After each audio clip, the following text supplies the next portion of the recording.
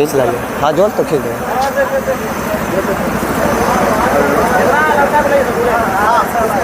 सब लड़का रहा है। ओवरलोड गाड़ी है।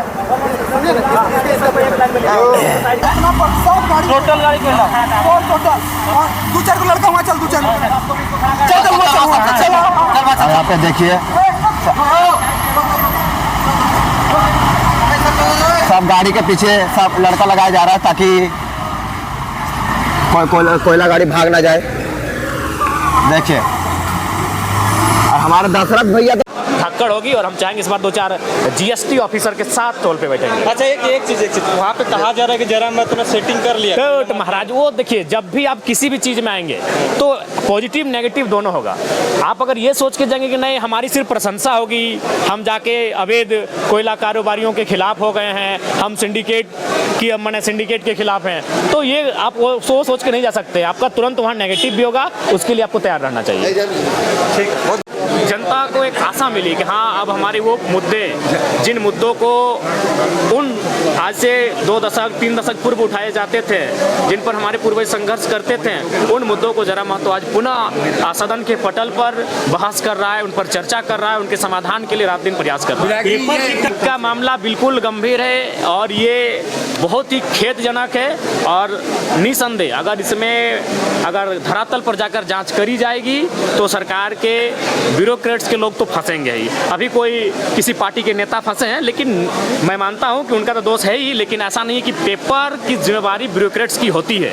लेकिन चूंकि सिस्टम इतना सशक्त हो चुका है और नेगेटिव काम करने वाले इतनी अपनी पाँव पेट पसार चुके हैं कि वहां तक पहुंच नहीं पाते हैं, हमें लगता है उनके सहयोग के बिना पेपर लीक नहीं हुआ। ये राज्यपाल का जो अभिभाषण हुआ उसमें जल जीवन मिशन की बात कही गई, आपने सुना? देखिए जल जीवन मिशन के खुद पुलिस करने का काम करते हैं, इसमें सच्चाई है, लेकिन धरातल पर जाकर देखेंगे ये योजनाएं आपको अपनी आंखों से दिखेगी नहीं। आपको एक अलग किस्म का चश्मा लेना पड़ेगा और चश्मा शायद सरकार के पास होगा। पूरे अभिभाषण को कैसे देखते हैं? देखिए अगर उस अभिभाषण को धरातल पर लाया जाए तो नो डाउट राज्य एक बहुत ही उन्नति के मार्ग पर प्रशस्त हो जाएगा, लेकिन सवाल है कि उन विषयों को धरातल पर लाएगा कौन? ये तो सरकार का अभिभाषण है, सरकार 5 साल थी, अब पुनः रिपीट होके आई है, तो भाषण पे भाषण चल रहा है। जयराम जी 2 दिन पहले सब जगह बैठे थे, उसमें आप लेट से आए, क्या कारण था? देखिए हमें सूचना जो दी गई थी वो 3 बजे की दी गई थी और हम अपनी सूचना के एग्जैक्ट टाइम पर आए थे। हम 3 बजे ही हम सदन में एंट्री किए थे। जानकारी जी जानकारी का उन्होंने डिसीजन जो बदला था एंड वक्त पर, वो जानकारी हमारे पास नहीं थी। गाड़ी का नंबर 1947 इसलिए है कि वो हमारे भारत देश की आज़ादी का वर्ष है और 1932 इसलिए नहीं है क्योंकि 1932 हमारी भावना है, 1932 हमारी पहचान है, लेकिन गाड़ी का नंबर इसलिए नहीं है कि वहाँ स्वर्गीय जगन्नाथ महतो जी का गाड़ी का नंबर ऑलरेडी 1932 है और उनके हमको लगता है आधा दर्जन गाड़ियाँ होंगी जिनका नंबर प्लेट 1932 डुमरी विधानसभा में, तो जनता कंफ्यूज हो जाएगी। तो इसलिए हमने नहीं चाहता कि जनता कंफ्यूज हो, तो इसलिए हमने 1947 लेने का कार्य किया। देखिए 1932 तो आपका मुख्य आधार मानना ही होगा, उसके बाद आप ऑब्लिक में 1964 तथा अन्य सर्विस सेटलमेंट को कहीं जो भाषाई संस्कृति पहचान को आधार मान के झारखंड की एक मजबूत स्थान नीति बनाने की आज सख्त आवश्यकता है। धन्यवाद, आप सभी का धन्यवाद। राज्यपाल के अभिभाषण को जयराम महतो किस रूप में देखते हैं, क्या समझ में आया राज्यपाल के अभिभाषण? देखिए राज्यपाल का अभिभाषण वास्तव में सरकार का भाषण होता है और सरकार का भाषण जो सरकार मंचों से देती आ रही है, हम ये करेंगे, हम वो करेंगे, हमने ये किया, हमने वो किया। जी मेरा मानना है कि राज्यपाल महोदय को सरकार ने जिन चीज़ों को पढ़वाया गया है, अभी सक्षम नहीं है सरकार। अभी उतना तो छोड़िए अभिभाषण को, सरकार पहले जो 10वीं कक्षा में जो पेपर लीक हुआ है, अगर इसके तह तक पहुंच जाएगी, उनको सामने ले आएगी, तो सरकार की बहुत बड़ी जीत होगी।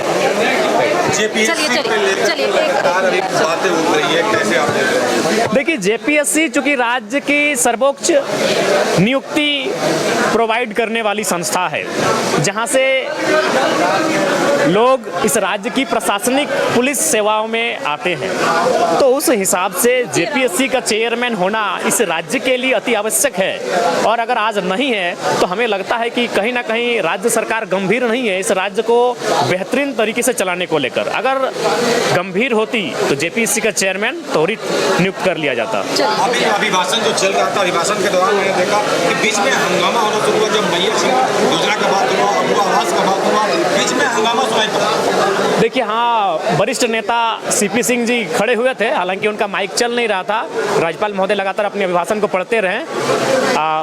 अवरोध उत्पन्न हुआ था, लेकिन अंततः फिर उन्होंने अपने अभिभाषण को पूर्ण किया और शुभकामनाओं समेत आज की कार्रवाई को समाप्त किया गया।